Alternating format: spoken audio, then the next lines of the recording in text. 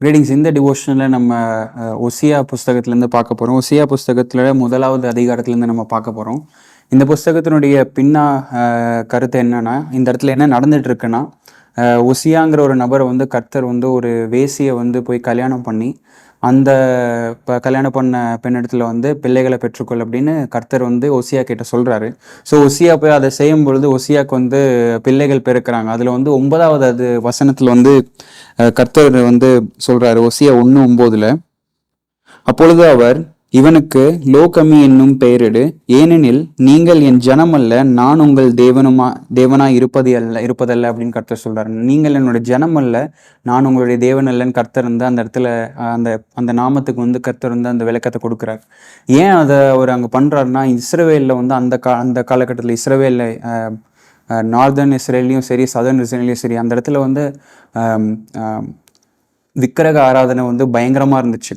ஏதேதோ கடவுள்களை, ஏதேதோ உருவங்களை கொண்டு வந்து இதுதான் வந்து என்னுடைய கடவுள், இதுதான் வந்து என்னை வந்து இது பண்ணுச்சு அப்படின்னு இஸ்ரவேல் ஜனத்தார்கள் வந்து சொல்ல ஆரம்பிச்சாங்க. 2வது அதிகாரத்துல 5வது வசனத்துல நம்ம படிக்கும்போது இஸ்ரவேல் சொல்லுது, நான் என்னுடைய காதலர்களை நோக்கி போறேன், அவங்க தான் எனக்கு தண்ணி கொடுத்தாங்க, அவங்க தான் வந்து எனக்கு எல்லாமே கொடுத்தாங்க, குடிக்கிறதுக்கு என்னுடைய தாகத்தை தீத்தாங்க அப்படிங்கிற மாதிரி இங்க இடத்துல சொல்றாங்க. பட் ஆனால் உண்மையிலேயே நம்ம பார்த்தோம்னா, கர்த்தராகிய தேவன் வந்து இவங்களை பாதுகாத்து இவங்களுக்கு தண்ணி கொடுத்ததாகட்டும், எல்லாம் கொடுத்ததாகட்டும் கர்த்தராகிய தேவன்.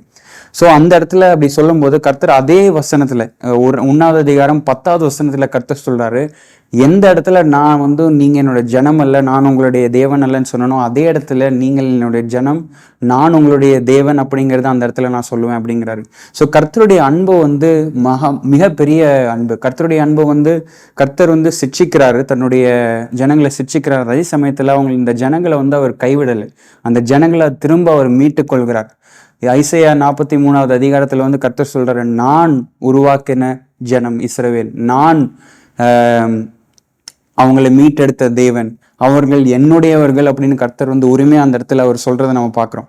கர்த்தர் மீட்டெடுத்த ஜனம் அப்படின்னு அந்த இடத்துல சொல்றாரு. அதே போலதான் வந்து இயேசு கிறிஸ்து வந்து நம்மளை வந்து பாவத்தின் அடிமைத்தனத்திலிருந்து மீட்டெடுத்தார். எப்போ நம்ம இயேசு கிறிஸ்துவ விசுவாசிச்சோமோ, சிலுவையில் இயேசு கிறிஸ்து மரிச்சு அவருடைய இரத்தத்தின் மூலமாக நம்மளுடைய பாவத்திலிருந்து நம்மளை அவர் மீட்டெடுத்து கர்த்தர் சொல்றாரு, நீ என்னுடையவன், நான் உன்னை தெரிந்து கொண்டேன், நான் உன்னுடைய தேவன் கர்த்தர் சொல்லும் போது நம்மளுடைய வாழ்க்கையில நம்ம அடிக்கடி நம்ம வந்து வேற சில காரியங்களை கொண்டு இதுதான் என்னை மீட்டெடுத்தது, அதுதான் என்ன பண்ணுச்சு, நம்ம இப்படி திரும்ப போகலாம். இல்லை நம்ம பாவத்துல நம்ம விழக்கூடும்.